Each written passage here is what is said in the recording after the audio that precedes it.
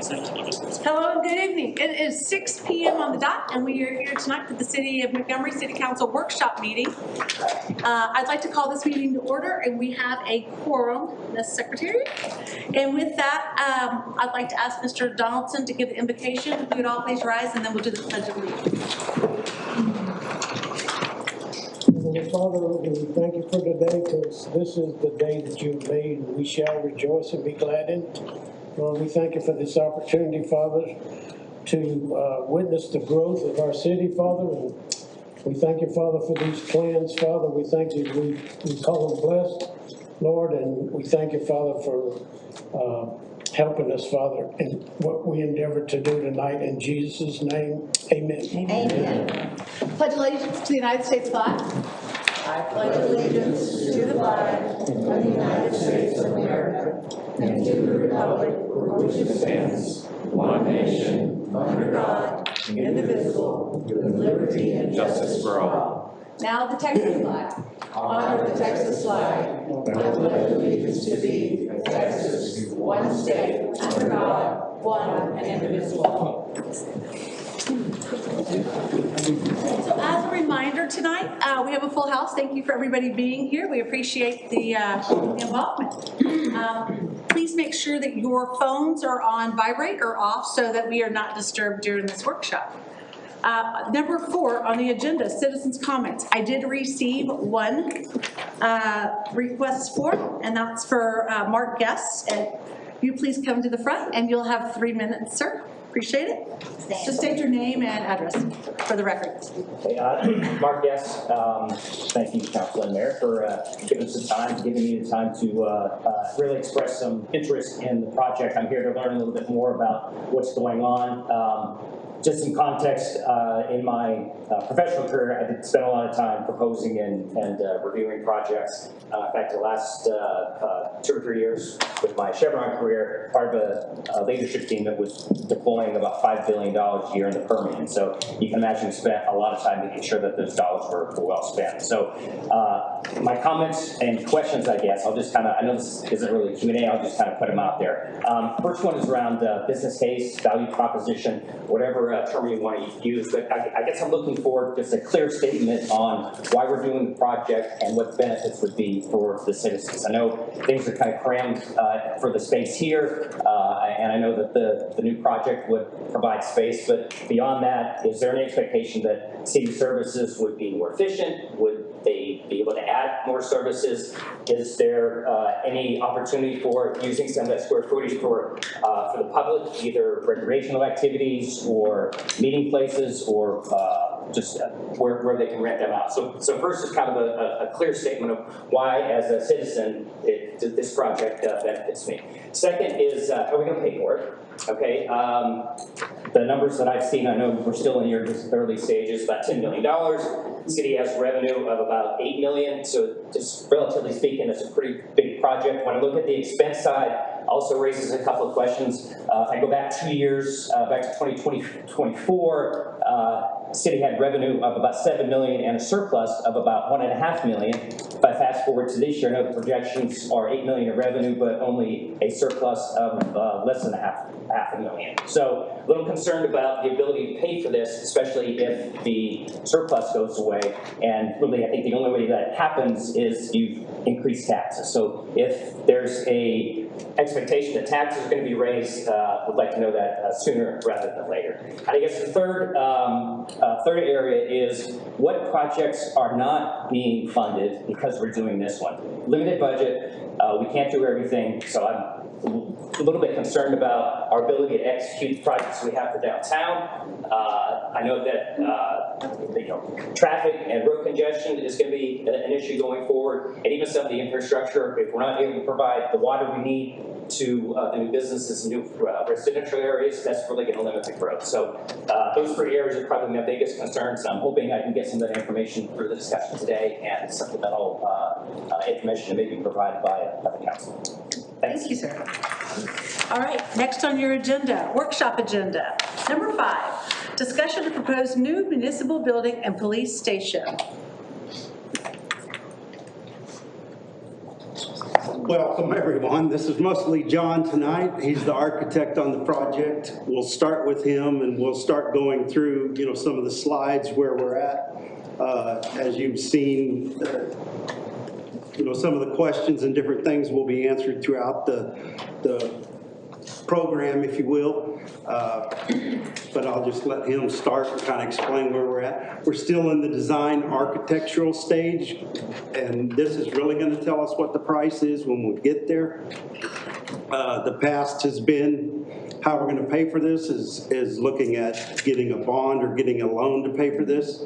Also, CCPD is also a big contributor in how this is going to be paid, because a big percent of this is the police department.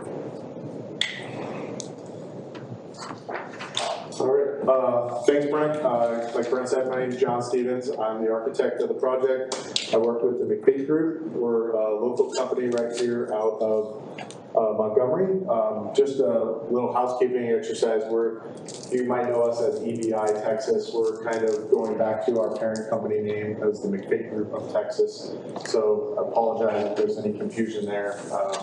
That's kind of more of an internal thing, but I just wanted to get that out there, that we're kind of going back with our parent company, the McPhee Group of Texas. So, as Brent said, this is the second workshop that I've been here for. So, this has been a long, lengthy process so far. We've started off with the programming phase, a good chunk of like 4 or 5 months ago.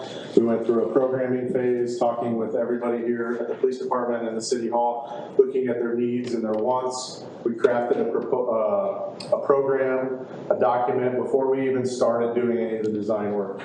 That allowed us to kind of look at how much square feet was needed, how much square foot was wanted, and that kind of led us to the decision to, inside the existing Jim's hardware store, go for 2 floors. We will have 2 floors in the Jim's space, and then a small addition, about an 8,000 square foot addition on the right-hand side of the site plan that we'll get to in a second. So all in all, it's about 35,000 square feet. That includes all the common spaces, the corridors, the lobbies, and so it will be a major upgrade from square foot wise from this facility. So let me just go over here real quick. So if you're not familiar with the site, this is the Jim's hardware space. The existing building is here. This would be the new addition that we're proposing on the, I believe that's the south side. Keeping the access points, we've had other conversations. Our civil engineers, L Squared, they're here in town in attendance as well. Jonathan Payne's been the engineer that we're working with. So this layout is already going to be changed. We've had other conversations since this site plan was developed with Brent and the chief about needs. So this parking configuration is already obsolete. So if you can go to the next slide.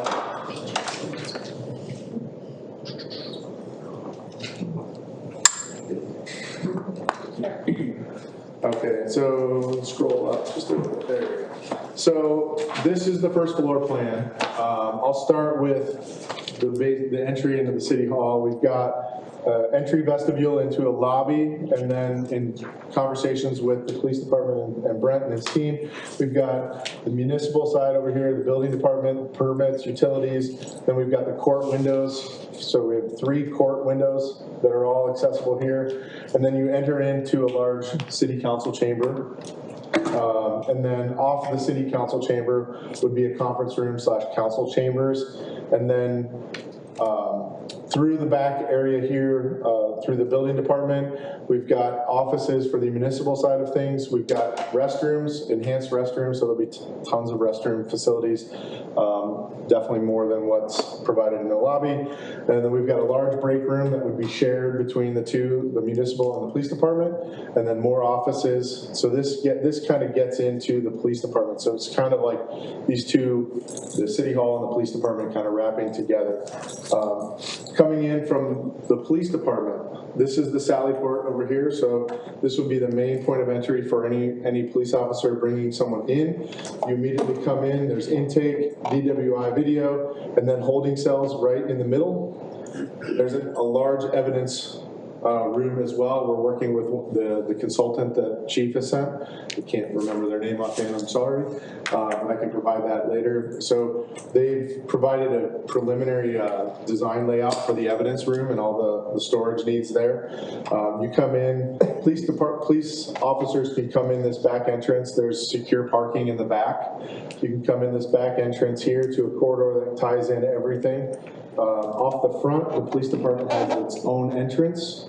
So you have your police department lobby, you've got a small office on the front, and then you've got a police department window here. Then tying the two buildings together is this corridor. You come into this would be an open kind of monumental stair going up to the second floor. You've got flex meeting spaces directly off of the courtroom and the council room. Those can be used during court hours. Those can be a lawyer and the defendant, or non-court hours. Those can just be flex meeting spaces for police and the municipal side of things. We've got police offices in the back, sergeants, captains, chiefs, and then we've built in we don't have the mechanical engineer released yet, so some of our mechanical spaces might be a little oversized.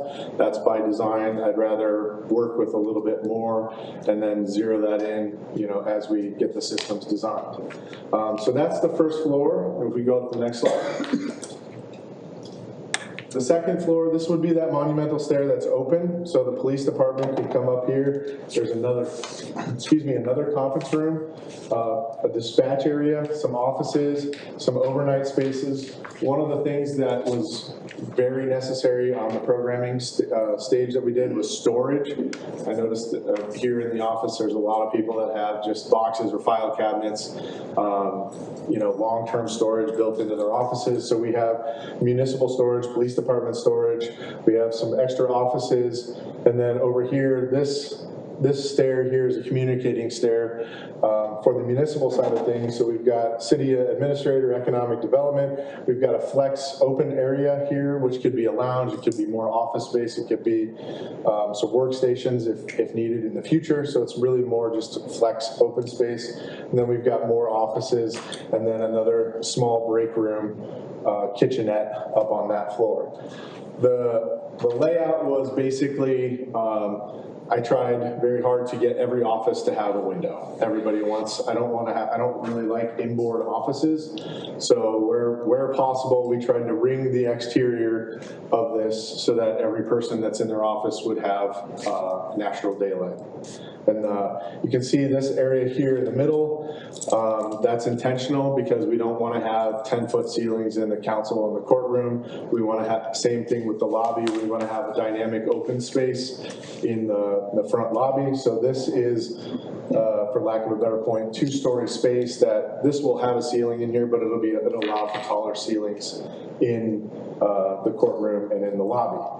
Off the police department area over here, there's also a large training / multi-purpose room. So that is something that would be accessible to both the city municipal side as well as the police department. We do have, through conversations with the police department, we are incorporating kind of a drone launch area so that they can deploy their drone for like search and rescue and other things. So that's kind of the programming and the floor plan stage. If you want to go to we'll skip the next two slides and we'll just go right to the color rendering. So these are just some elevations that we did, some studies. And then everybody wants to see the renderings. We'll go to the next slide, please.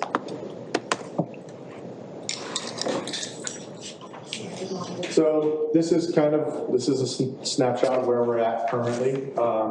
We've had lots of conversations in the past month with the team. The team comprised of Chief, Brent, Ms. Tilly, Lieutenant, and then my design team. So we've had lots of conversations. I tried to blend the two different styles that the police department really liked, the modern, the stone, the wood look that we had. The last time I was here, the feedback I got was to try to incorporate some more red brick and traditional building materials that are more local to Montgomery.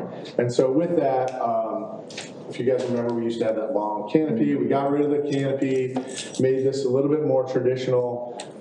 So we've got these kind of end pieces. We're also working with, trying our best to work with the foundations that are underneath the gym's hardware. So I'm trying to keep where there's bump outs, to keep bump outs, where there's recesses, to keep recesses. Obviously, this tower is kind of the main focal point entrance piece. This and the two windows on the side, that's in the lobby. So that'll be a two-story space. It'll be very grandiose, lots of light coming into that space. And then on the ends, it's kind of these bookend towers. This is red brick. We've kind of brought some of the wood look into the middle sections of the elevation while still keeping the traditional red brick.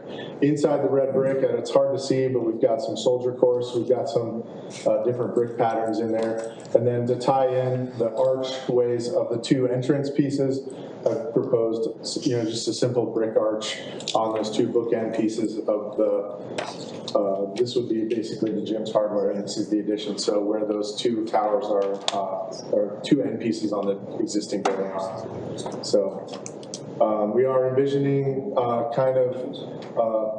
we haven't gotten to the landscape design yet, but some sort of a little plaza, some landscape, some flagpoles, obviously some security bollards, concrete planters to keep cars from, infiltrating into the secure zone, the sidewalk zone. So that's kind of where we're at. You can go to the next couple slides.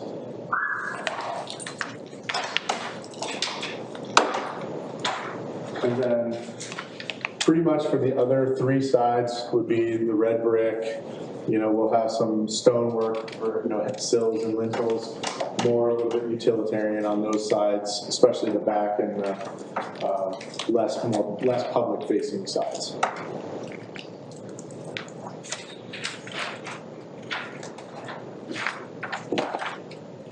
So with that, I'll open it up. Questions, comments? I will add, back when we were working on this, you brought the size and the square foot up, or we brought it up to meet what we projected that the police department would grow to within the next 10 to 15 years. The same with the municipal department. We looked at how many employees we would possibly add during that time based on the population that we expect the community to grow.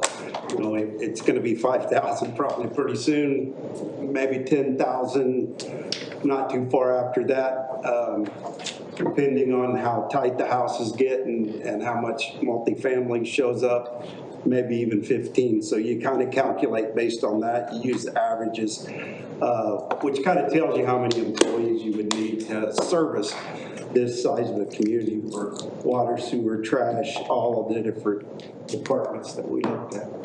Yeah. And that's kind of how we came up, way back in the beginning, how we came up with the square footage. Yeah, and we've also built in, like I was showing you some of those lounge, those flex spaces. We're building in opportunities if the city grows and we need more office space. Are there opportunities to carve out more office space or opportunities for workstations and things like that? So we're thinking in the floor plans, in the space, how we can build in those flexible spaces for future expansion. Very good. Yeah, Chief, I was going to actually ask you to and give us a lowdown of why we need to expand and the situation we're in right now. I've turned this around for you guys pretty much. Yeah. That's helpful. And I think the gentleman's questions are legitimate questions that need to be answered. I brought this to council back at the end of 23. My first meeting was with each council person because we were looking at ways to build a new police department. We knew we were going to need one. We knew the growth was coming. And so we thought, okay, so we can't raise taxes. We don't want to use tax dollars. We've got a water system that needs to be put in.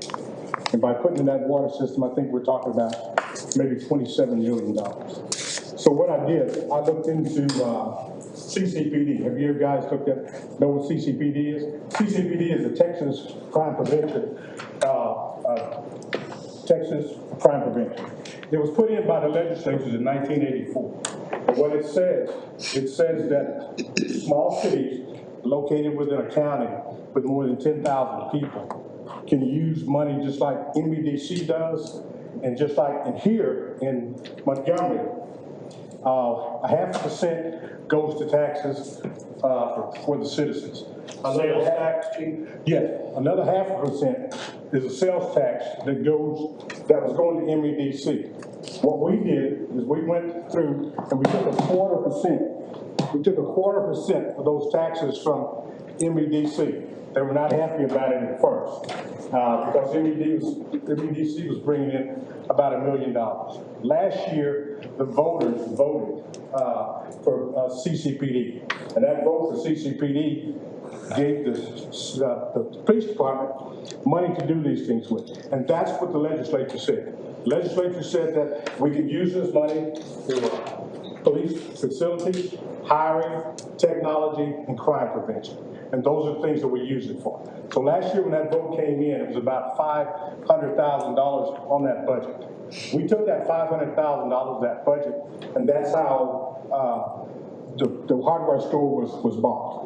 We put $180,000 a year in CCPD that pays for that. These are all sales tax dollars. These are not home tax dollars. These are sales tax dollars. These are all the sales tax dollars where people go to Starbucks, Home Depot, and Kroger. When they pay those sales tax, that's where this money comes from. Last year when we did that, we took, and we went into this year's budget. Into this year's budget, we gave back to general fund $328,000. That $328,000 went back to that fund because we used the money from CCPD to fund the police department. Most of the money that we used last year was to fund the police department, came out of CCPD. So we were able to leave $328,000 in that general fund. This year's projection for tax sales is going to be $862,000. As the city grows, as businesses come in, that's only going to grow. That money's only going to grow. So when we started looking at this building, when we started looking at this, like I said, that's how we purchased the hardware store.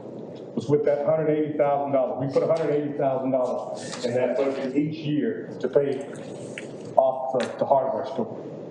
If you figure about $7 million, because when we started this project, it was just going to be police department and the courts. So you figure it would have been about $7 million. That's $461,000 a year once we've taken a loan out. That $460,000 is placed in that budget to pay that loan back. Once City Hall came along with us, well, they took that up some. So you figure about $7 million. $7 million of this building will be paid out of CCPD, approximately $7 million. We've been putting the numbers again. I think they got about 19,000 square feet of this department, of this building, this police department. You asked why do we need this? Each year we do warrants. Last year we put ourselves in the SETSIC. What SETSIC does is this. Anybody who has a warrant here in the city of Montgomery, that warrant, no matter where they are, in the state of Texas or in other states, that warrant will come up. Then we can say, okay, that person owes the city of Montgomery money. You either hold them or you let them pay that money. By putting the jail system here, we figure we're missing about $27,000 a year on SETSIC. And with SETSIC, what it does, and we're starting to get calls right now. We're starting to get calls from other agencies outside of Texas, way outside of Montgomery and Galveston and all over, saying, hey, look, we got a guy who's got 3 of your warrants. Before that was not happening because no one's seen our warrants. And what we've lost money to the county doing is when we take someone to the county jail for a Class C, which is a citation, they just turn them loose. We don't get any of the funds back from that. So we're missing about $27,000 a year on making things like that happen. Also, as we grow with our jail, we figured this city would probably never need any more. When I gave the projections to council, we probably never need more than about 33 employees for the entire, because we're talking about 4.5 square miles. So we're gonna probably need about 33 to 35 employees as we grow. Right now, we have about 18 employees. Next year, we look to employ another 4. And 3 of those people won't be police officers, they will be PSO officers. And what that means, they will handle our jail system for us. The other person that we'll hire will be a records person. All this has been projected in a 5-year, it's been a 5-year plan. So when you're asking where that money's coming from, we can look at least $7 million of that dollars coming from CCPD. CCPD is only going to grow as tax dollars grow. And as I said, the projection this year is about $862,000. So it's no tax. There's no tax raising to the citizens of Montgomery. That's not a tax. Nobody's going to come out and say, hey, we're raising taxes because we're trying to buy this new building. Now, whatever we end up deciding here with the city administrator and with council as to where this other $3-4 million are coming, because what we're talking is about $10 million. We figure $10 million is going to get the building done. It's going to get it furnished. We're going to need things like generators. We're going to also put an incinerator there. We put an incinerator where you burn drugs. Other cities will come here to burn drugs. We figure we charge those other cities about $400 to burn their drugs. Some of those cities burn more drugs than we do. The county was doing it and they shut it down. You've got people driving as far as Baytown now to incinerate their drugs because you have to incinerate those drugs and you have to burn those pistols as well. So by putting an incinerator here, we figure we can also charge departments, and that's departments from here all the way to Texas City. We can charge them about $400 every time they come to incinerate. And you get a department that's larger than what we are. Some of those people are burning 4 to 5 times a year. So you're figuring $400. So it's not just a concept. Police departments always spend about 67% of the city's budget is what a police department is. That's how much the police department spends.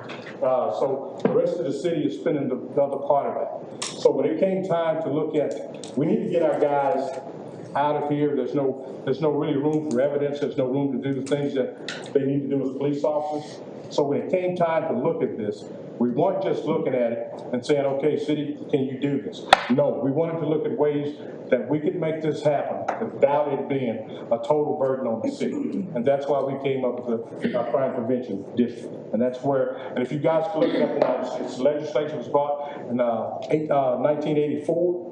A lot of cities are doing it. Fort Worth is one of the largest cities that does it. They don't take their entire city, they take districts. You also you have Jersey Village, who has a control district. Jersey Village first voted for 5 years after it worked for them and brought their city where they needed it to be. The next time they voted on it for the next 5 years, they voted for 10 years. So this is something that benefits this. This is something that benefits the city, and it's something that benefits the people in the city. It's a needed thing. This new facility. And we didn't go into it thinking, okay, we just need to say we need this and have the city pay for this. We went into this with a lot of thought. It took a vote of the citizens. I don't know how many of you guys got out to vote. Maybe when you were checking your ballots, you didn't even think of it. You said, oh yeah, let me check that too. We appreciate it. Because it's helped us out. It's helped us out and it's helped us do the things that we needed to do. There is certain technology, police technology changes so much. It gets so expensive. This is the way to do that without being a burden to the city. We have drones. One of our drones, we put it up, one of our guys put it up last week. We were called out to put one of our drones up. There was a guy in the forest down here. They didn't get to him in time enough, but we were able to find his body with our drone. So these things that we're doing and the technology that we need is helping. And we're trying to make that sure that that's not just a total burden on the city, and that's where this crime control prevention district comes in, because it helps us to provide those things for the city without it being a burden on the city. And like I said, last year we put back $328,000 back in the general fund. that means that was money that we put back. Each year, we plan on that going up. At some point, we'd like to be where we're totally dependent on CCPD and not on the general fund. And if we can do that, you're talking about 67% of that budget going back to the city of Montgomery and to the citizens of Montgomery. Is there any questions, anything I didn't answer? Yes, sir. Okay, Chief. Is it, I heard TCPD and CCPD. No, it's CCPD. What does CCPD Crime stand Control for? and Prevention District. Oh, crime control, okay. Crime Control and All right. Prevention District. Chief, would you explain to him what happens right now if we have to take somebody to jail? Oh, yeah, right now, if we have to take somebody to jail right now, we have to take them all the way to the county. And that's anything on a class B and above is what we would normally do. But our class C's is where we're missing money at in this city. Our class C's means if we got somebody with a ticket or we've got somebody with disorderly conduct, then you gotta take them to the county. And the county's not gonna hold them. The county jail is feeding in for a lot of different cities in Montgomery, and they can't hold class C's. They can hold class B's and above, they can do that, but they can't hold these class C's. And when we're not holding class C's, then we're missing money in this city. The other thing I want to point out though is how long does it take to get somebody's round trip? Oh, yeah, what we're talking about that. We're talking about, when I came to work here, they had one officer that was working night shift. And can you imagine one officer working night shift and he has to arrest somebody? He goes to that county, he stays at that county for approximately an hour, hour and a half. Then that means there's nobody working in the city. We now have three patrolmen at night in the city. We have a sergeant and two officers. So if nobody's on vacation, if nobody's in training, we still have to take those people down to the county. It's still probably gonna take about an hour, 45 minutes to an hour to get back to the city. But the city is not uncovered. We do have at least one or two people that are still here in the city. And that's the growth. I think when I got here, we maybe had 9 officers. We now have 16 sworn officers. And 16 highly trained sworn officers that do a really good job. So it's time to get them out of this building. And as I said, that was the way we thought we could do it without being a real burden. So yeah, you guys deserve, any questions that you have, you deserve to have those questions answered. Got a question for you.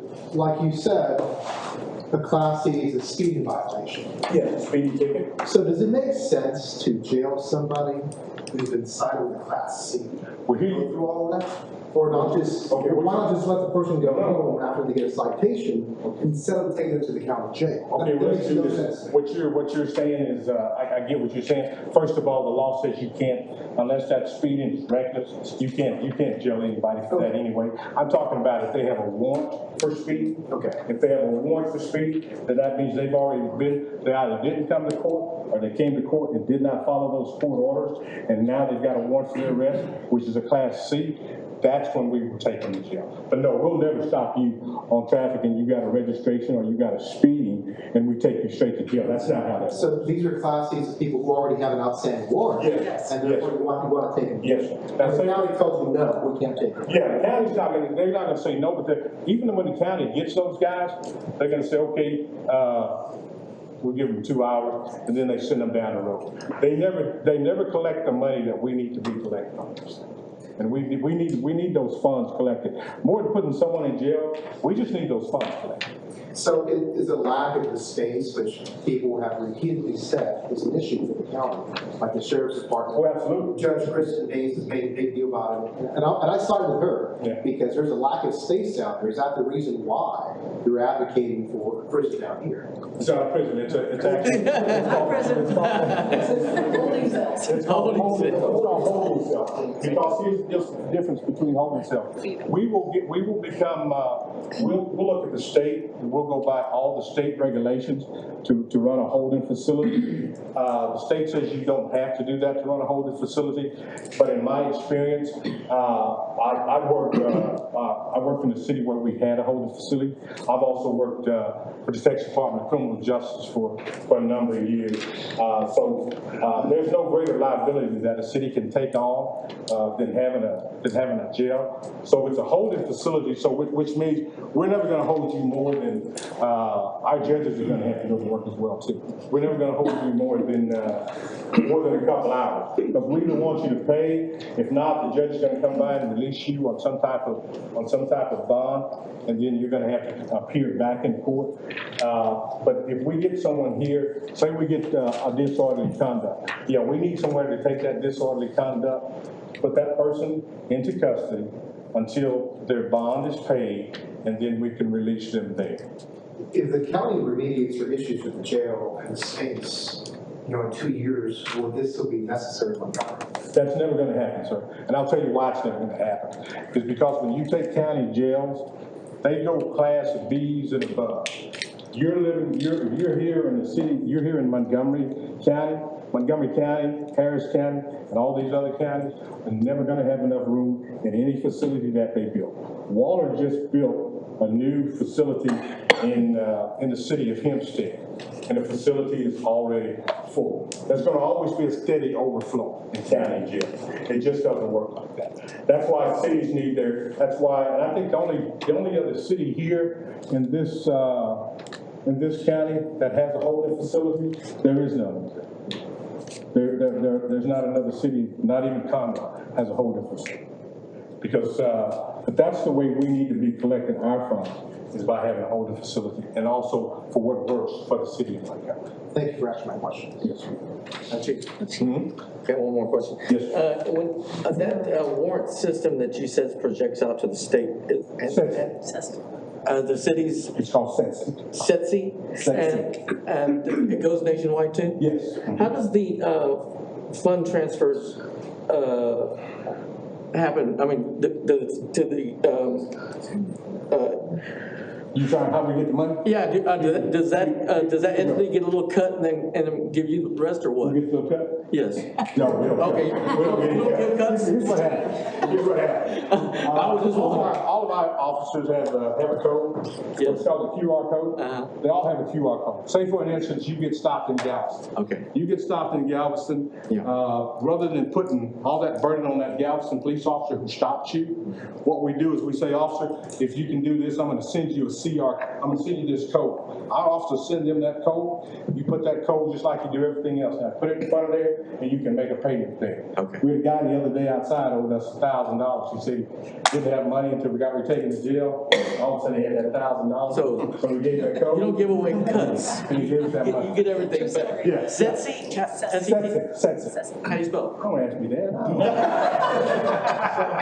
Hey, Chief, and before you bring out Sussex, so if anybody's ever seen inside of our court, there were, I would say decades, years old files, and the only way that we would be able to collect that money that was sitting there, which by the way was 6 digits, is if they came back through town and they got stopped, and so we had people calling these people's cell phones that were disconnected, or sending out, gosh, we paid for a lot of postage, sending out saying you've got a warrant, and still collecting very little because we only had the system for us. This allows it nationwide so that we can collect and find them when they get pulled over. And you can't spell. It's a wider net. Call the court tomorrow. I will call tomorrow. Thank you. But that is how that works. And like I said, all of your questions deserve to be answered. And we know that people came here tonight to find out what those answers were. And yeah, we want to be transparent, because there's nothing about what we're doing. You know, in the police department, we say if we can't do it under the light of day, then we shouldn't be doing it anyway. Yes, ma'am. Do you have a question? Has there been any environmental impact studies on the furnace that you're speaking of? Yes, there has. Doing the connection of that furnace, we'll do all the environmental studies.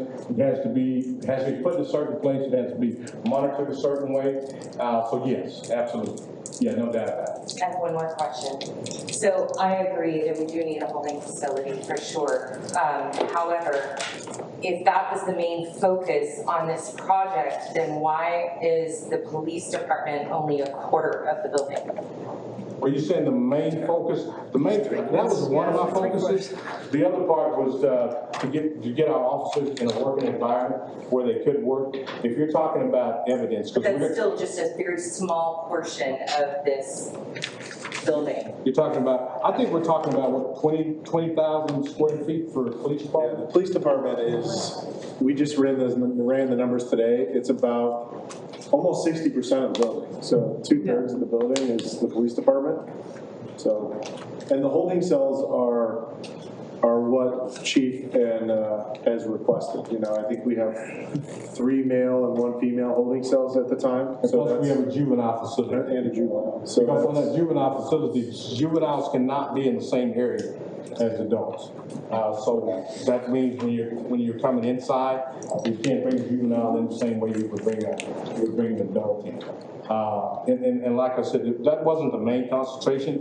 Some of the main concentrations was what we could do with the building as far as we've got evidence back here, and right now I think our evidence table probably goes out to about here, and we've got officers bringing in evidence all the time. We've taken every room in this, we took the shower room here and we made it out of offices.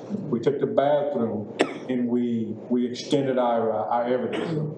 So if we're not running out of room, I don't know what you call it. Just before this stack of tables here, they used to sit in my office at the front of my desk. So yeah, we're running out of room. So that wasn't our main focus. Our main focus was to become functional. Our main focus was to look at the future, where we're going as a city, and what we're going to need as that comes. And like I said, we tried to do that by benefiting what we could do without making a burden on the taxpayers. Yes, sir. I think I heard you say, if I heard it correctly, the county doesn't have an incinerator. The county cut everybody off from the incinerator a couple weeks ago. They said somebody brought something out that exploded, and the sheriff cut everybody off. And so I think the closest place you can get to now with an incinerator is Baytown. And so that means manpower and a lot of other things. Not in Harris County? No, Harris County, Baytown is in Harris County. So that's probably incinerated with most of those guys. Yes, sir. Okay, so I have a question. We talk about the building, increasing the employees and everything. What is our public parking? Public parking, how many parkings do you want to have over there, and who is able to park over there? most of the police department will be parking, most of the police department will be back in here, and then some. How many? I don't have that count. Yeah, so we're existing facility right now, but services gyms is 87 parking spaces. We're gonna bring it to almost 160. That does include the parking area by the police, but That total spaces will be, 70. so if you're talking about 160 parking spaces, on a day-to-day basis, there is no way, as a police department, as the workers that we work here, because there's going to be another parking lot on the other side. Most of this front parking on a daily basis will always be open. And people will be welcome to park over there. It will be a sign that you say, welcome to Montgomery, this is public parking, respect private property. As long as you're not parking in one of the police parking spots, we're good. We're good. So we can extend our downtown park. Because we have these trucks right here facing our street, being intimidating people. It's better to take those trucks out of there and let people park over there right now. Okay. That we have that problem. We put those trucks there, once we move them from back here. Those trucks there will actually go to our property located across the street. Once we get started on this building, all those trucks and the towers will go across the street. Because we have someone who comes out and looks and does maintenance on those vehicles. We have to make sure that those vehicles are ready to go at any time they're ready to go. So we keep maintenance done on those. That's why we park them there. But they'll be parked across the street. So we won't be blocking any parking spaces with those. Across the street, meaning which across the street? Liberty, across the street, Liberty. The city owns the property across the street there from Liberty. So can we not start those things up in the middle of the night, late at night? No. Oh, I forgot. They're looking at them, like starting to pretty late? Yeah, because I live in the first house, and it's like lights and all that, we're like going, I can talk to him about that. come on, folks. Yeah. I can talk to him about that. Yes, he shouldn't be starting charge. Yes, sir. Can CCPD dollars maybe used for water and sewer infrastructure projects? No. CCP dollars, no. What about EDC dollars? When MEDC was. So I guess the EDC used to give money back to the city for water and sewer projects. But MEDC that. They're taking that money back. It just seems like a shell game because, and you're also sending money back to the general fund, is that? Absolutely. And that can be used on water and sewer projects. Yeah, that money, all that money. Okay. So I'm just saying, it's kind of a big wash as far as where the money goes. It used to go to EDC, kickback went back to the city to pay for water and sewer. My only question is, if it's all a wash, is this going to pull money away from the water and the sewer, which is what, $27 million? I think that I can answer that. You want me to answer? Yeah. I think that's the original question that Mark was having was, is this pulling away from other projects? And the CCPD is not the answer to that, I don't think. Yeah, so if you look at government financing, I know it's kind of crazy, but the utility fund, which is water sewer, is a totally separate fund. It creates its own money. It runs like a business. The general fund funds the rest of the government, which is your employees, your police department, public safety. So the $27 million that we just got is strictly paid for within the utility fund. Has nothing to do with the CCPD or the general fund.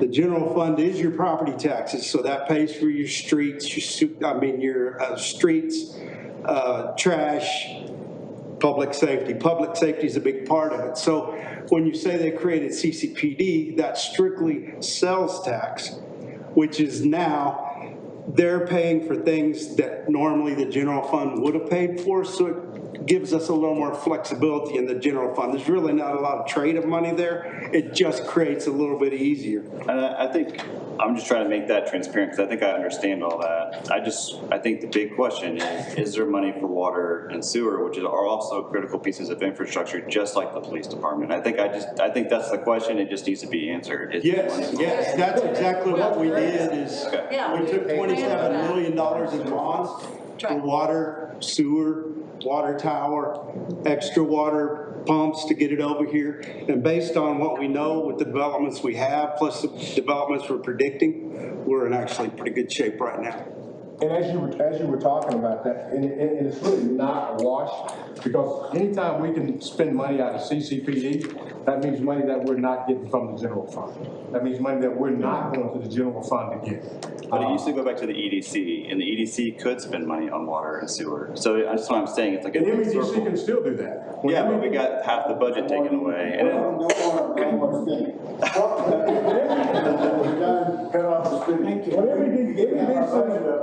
MEDC and CCPD are getting their money from the same place. Yeah. But what's happening with that, it's been a split. From a 0.5%, it's split to a 0.25%. And from that 0.25%, so you figure if this year is going to be a 0.25% is going to be about $862,000. You got to figure it's going to be about $862,000 for MEDC as well. Yeah. So Chief, let me clear this up quick.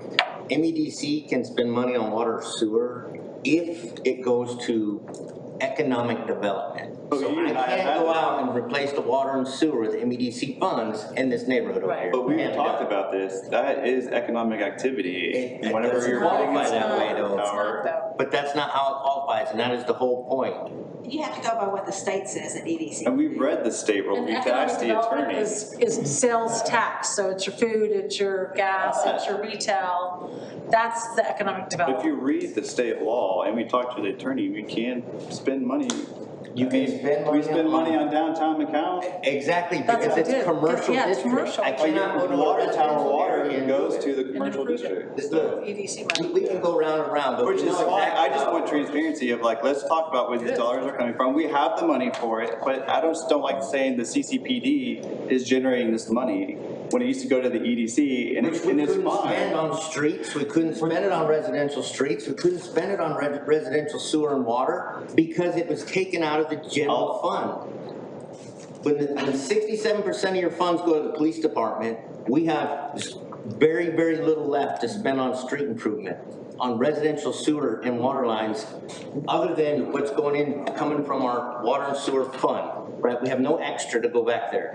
If it all goes to MEDC, it can only go to commercial economic development areas. So yes, we can do water and sewer. We can talk about this later, Casey, but we've had this conversation. In a commercial area, but we cannot do it in a residential. It's the way that the state wrote, we used to, and we broke the law a bunch of, we didn't even know. That's not what our attorney said when we asked them, can we spend money on water and sewer infrastructure? Water and sewer goes everywhere. In commercial districts. In commercial district, not in residential. Money is fungible. There's a list of matter how you EDC can spend money on. And I honestly just don't care. I don't care about the EDC budget getting cut in half. I used to go to the downtown and we used to give money back, okay, and I understand that. All I'm asking is that we are saying the CCPD is almost like it's generating this money. It's still going into a big bucket of money that the city gets through sales tax and other means. And I just want to make sure, all I'm asking is, which the original question was, Kate, do we have money for these projects? And it seems like we do, and that's all I'm asking. It wasn't clear the way that was being presented that it's going through the CCPD. It just wasn't clear. It was, you know, if you're putting money toward this building, $3 million and $7 million, in some way it's being taken away from other projects. I want to make sure it's not being taken away from the water and the sewer infrastructure. That's also important. Oh, when you say taken away from other projects, I'm trying to figure out what project. I don't understand why, like, what project would you figure it's being taken away from? Because that's not necessarily right, because it's being those tax dollars are being generated by people who are coming through this city, stopping at Starbucks, stopping at Home Depot, stopping at Kroger's. So it's not being, that's money that's being generated by sales tax. And I think the most important thing for all of us, and I think the most important things for the citizens here, is when you start to do these projects, is how much of that burden is going to be on the taxpayer in this city. Yeah, and I think that's all. Like I don't care about the EDC dollars being cut in half. I just want to make sure that it's clear in everyone, because it gets super confusing. Obviously, we don't even agree about what tax dollars can go where, and it's not, because we asked the attorney. You and I have a different opinion about what our own attorney said. So look, here's the thing: is that I'm in the MEDC meetings and I'm in the council meetings, and I used to be in the CCPD meetings. So I totally understand. It took me a while because it is confusing. That you can spend. Oh yeah, I can take MEDC money and I can replace pipes and water over here, but I can't over here. Yeah, right. And I'm not trying. We can throw it everywhere. Anywhere. I'm not trying to like cause a controversy or saying the EDC is better about losing money. I don't think we really are. I just it's confusing for us, for me, and for the general public. I think it just needs to be transparent. We have money for these three things. That's all I'm asking. It's just like, let's be straight about it. We have a water plant that needs to be built. We have a sewer plant that needs to be built, and we have needs with the police department. Can we satisfy those needs, and can we do it responsibly? And that's all I'm trying to I think that's what the gentleman asked, and I think that's the question I came up here to answer, is because people wanted to know where that money was coming from. Yeah. And so, yes, it's a huge percentage of that is coming from the Crime Control and Prevention District Fund, and that is generated by sales tax. And so Ryan, I don't think there was any confusion about that. Yes, sir. Yeah, I think there was other questions I've had. Quick question. Did I understand it right? That we had 60 officers? Mm-hmm. Okay, there's 3 8-hour shifts in a day. There's 7 days a week, so that's up to 21 shifts. We do 12 hours. Our officers do 12 hours a day. And then they have their days off. Okay. I was just worried about an officer being out there by himself. No, they do 12 hours. All right. Thank you. Yes. Chief, can I, question for Brent, and Mr. Walker said this. Hey guy, I have a question for you. Has anybody talked about what's going to happen to this building once we all move over there? Is this going to be available for sale? That's the plan. That's the plan. This is the current time. Okay, and those dollars could be put towards the new facility. Yeah. Exactly. Yeah, so that's the other thing, right? We've sold off pieces of property that the city had in surplus to go towards this. That those pieces of property years ago originally purchased to build a new city council on. It's other things sold that are those off. going into this to help fund it. Yeah, okay. Okay, so you Yes, could, there are some funds that's been there for more than the last 3 years that's been sitting there, available. And the city sold the property that was over on Pleasant. Then you got to sell the building on this. So there's been some money that's been sitting there and generated that's possibly right now around about 2 million or so. So when you're talking about that money and then along with this money, so yes. okay, so I know there's a building on Prairie Street. Is that gonna be? It's about to sell, I think, right, It is? Mr. Walker? Yes. Yeah. So those funds will go towards the Yes, 3 ma'am. million? Yes, ma'am. And if you want to look at it, I'll try to make it just simple. I know it gets complicated. But let's just say we issue a certificate of obligation. That's how we get debt. Let's just say we made it for $10 million. The percentage that we're going to calculate is how much the general fund owes and how much he's going to pay, because the police department can pay out of the CCPD. And if you calculate that at $3 million, we more than likely have half of that already from selling some of these other properties.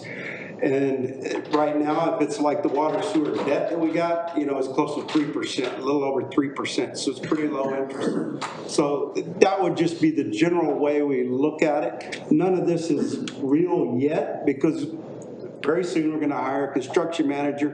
We'll actually get a real numbers on this project. We'll look at it completely. Council will have the opportunity to review these numbers. We'll look at the way we can finance these, how much of it's going to be the CCPD, how much the general fund will have to come up with, and they'll make the decision based on, all of that data. Right now, we're just in the planning. But also, if they come to the meetings, they'll be able to hear exactly what we hear. Exactly. And if you think back, I think it was in 2029, we bought the property off of Klepper. Those have been here for a while at 4.5 acres. That's, we were gonna do a new city hall there. We bought that for $750,000. We sold it back to MISD for $1 million last year. So we did make a profit on that. But this has been, needing to get out of this building has been on our mind. And now we are really there where we're in a pinch. You go to anybody's office in here, there's boxes everywhere. Well, our compliance officer is in the closet. Yes. Literally, her office is a closet.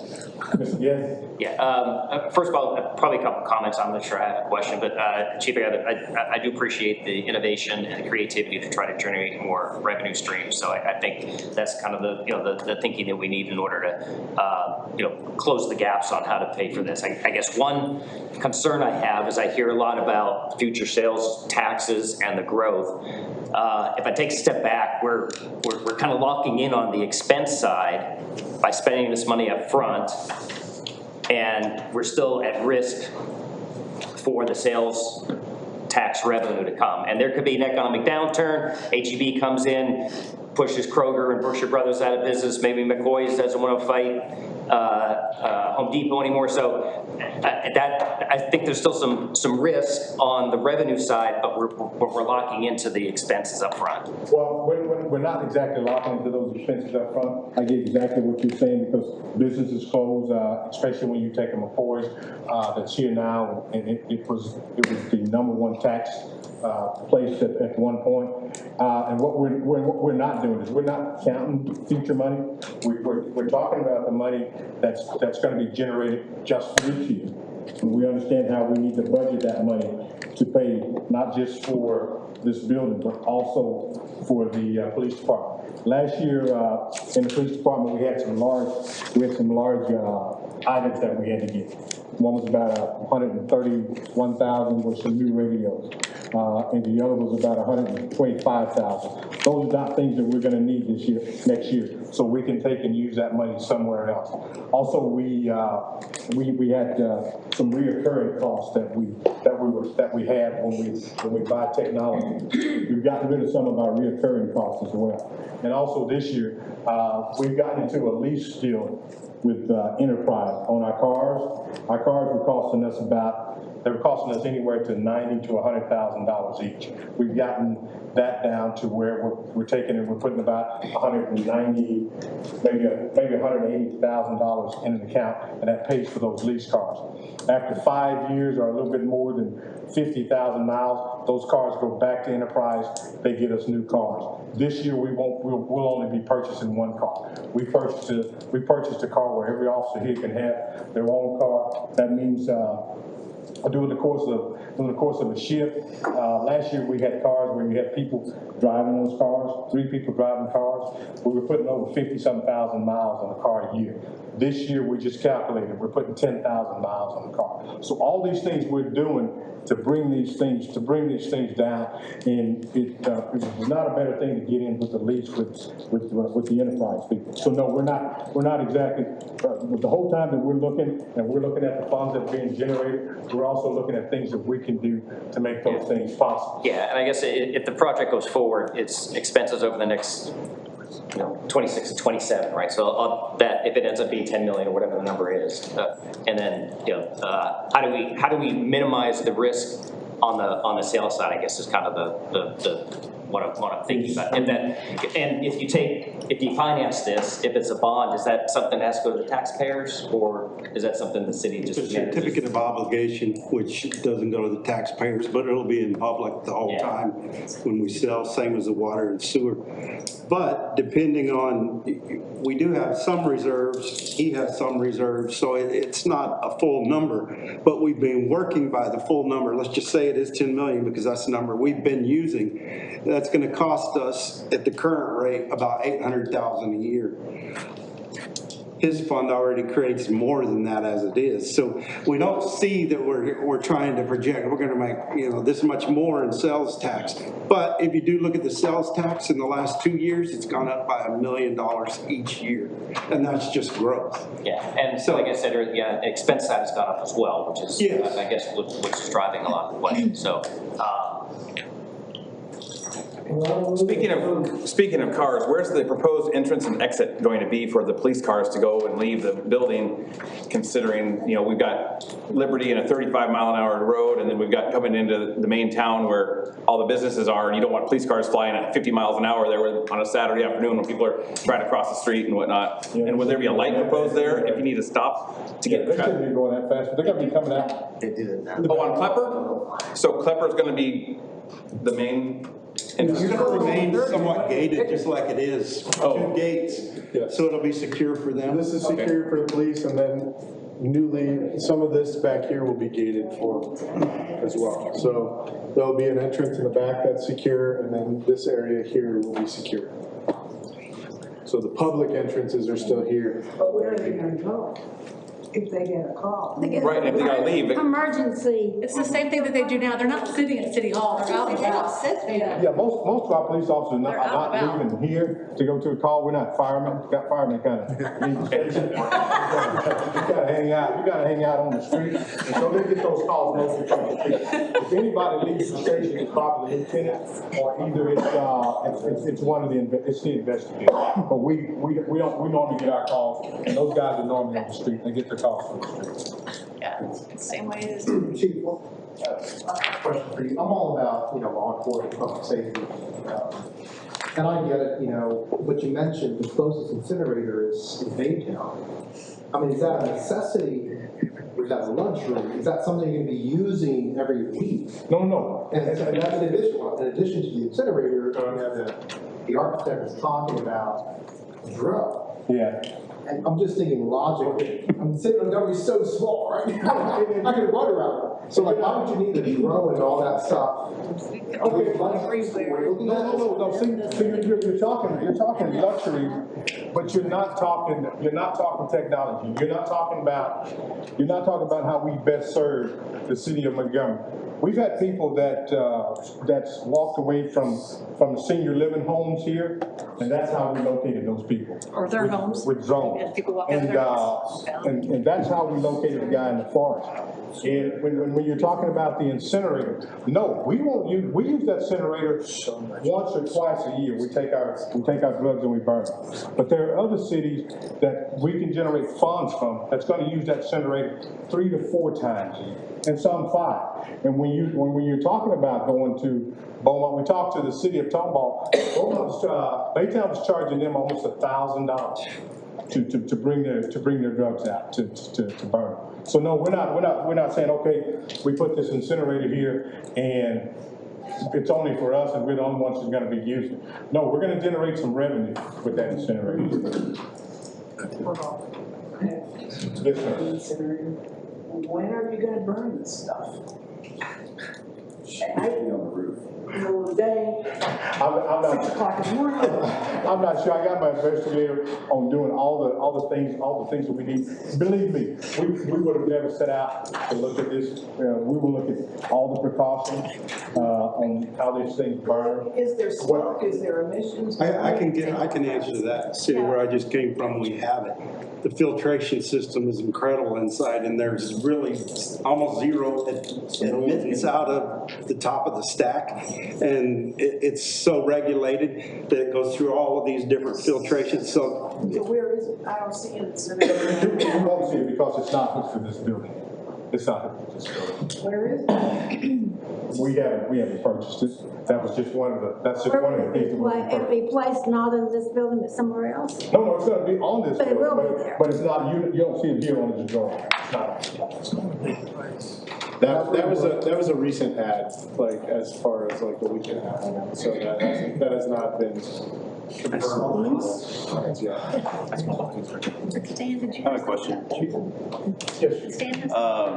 Thinking about the community center area, the EDC is really focused on connecting downtown to the community center. Has there been any coordination with getting that to push through to this and like a crosswalk, and aesthetically, how's that flow? Has that been considered, talked about? Yes, we've had conversations, and that's a goal of ours, is to create through this general area. You can see that was a recent conversation, as well as we're starting to look at studies, and Brent and I have had conversations about the beautification of this area, looking at brickwork in the road, things like that, how we can kind of pull that the design through, the community center through into this space. So yes, we do want a connection between these properties. And bringing Klepper sidewalk down too, I think we talked about that as well, just create connectivity in that whole area. yeah, we're working on that through WGA as a different little part of that project, but yes. On the community center project? Yes. Oh, okay. Yeah, we connected those sidewalks because there's a sidewalk that we put, internal around there. And depending on how that plan goes, we were going to connect it and then connect it with gyms, because most likely most of the parking is going to be over there to come to events that are in that. Yeah. I have the snowball stand in front of gyms. You talking about brickwork? Are you planning on brickworking like in front of the business? No, more in this area and this here, but yes, we're planning on keeping the snowball stand. One thing about the brick in the front, the red brick, and what is that other stuff? Is it gonna be limestone or? It'll be, stone. How porous is it gonna be? It's gonna be like the community center, community building that we have? No, it'll be better. Yeah.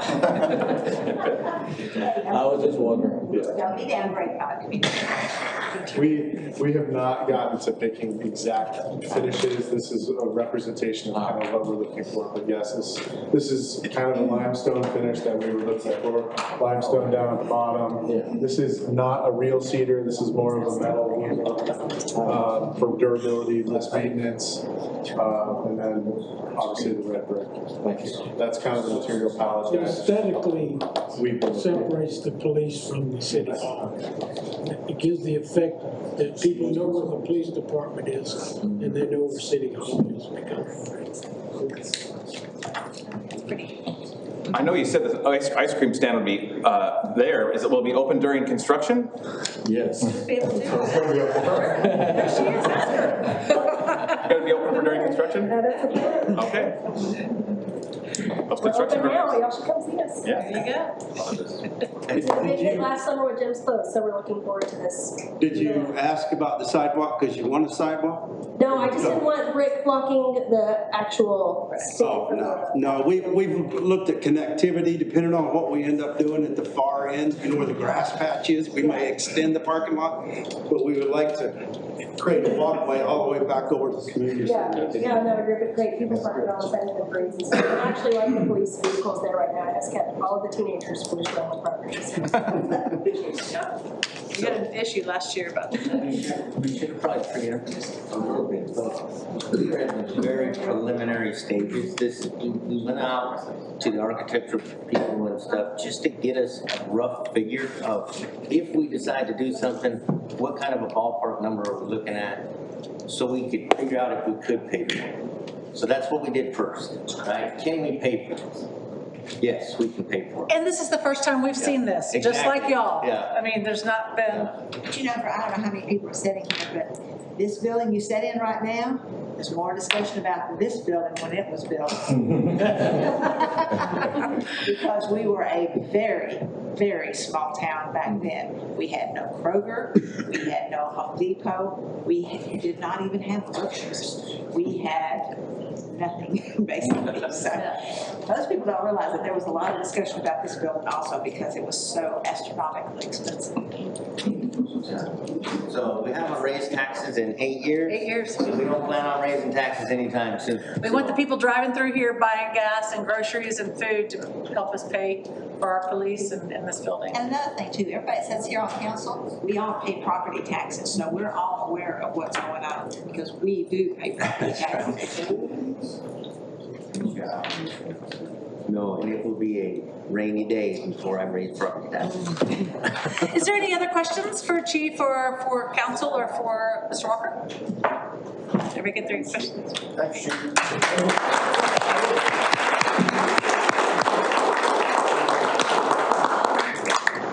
All right, next item on your agenda is council inquiry.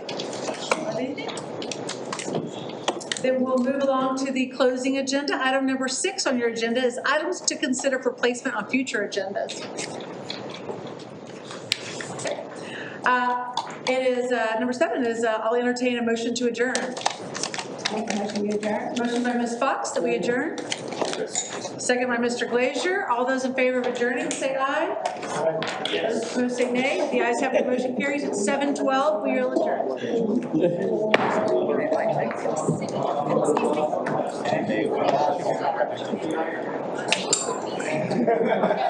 Hi, how are you? Fine. Yeah, it's in my car. Well, you